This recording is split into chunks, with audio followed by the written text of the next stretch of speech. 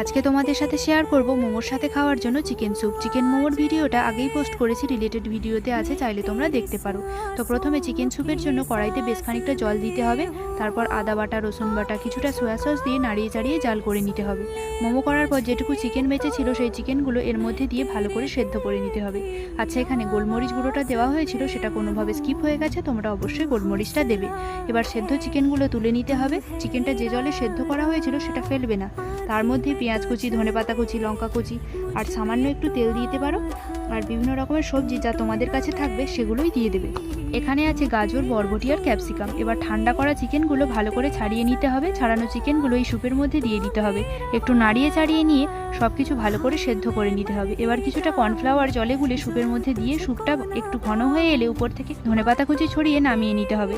শুধু মোমোর সাথেই নয়, জ্বর বা সর্দি মুখে বা কেউ অসুস্থ থাকলে এই স্যুপটা তোমরা খেতে পারবে।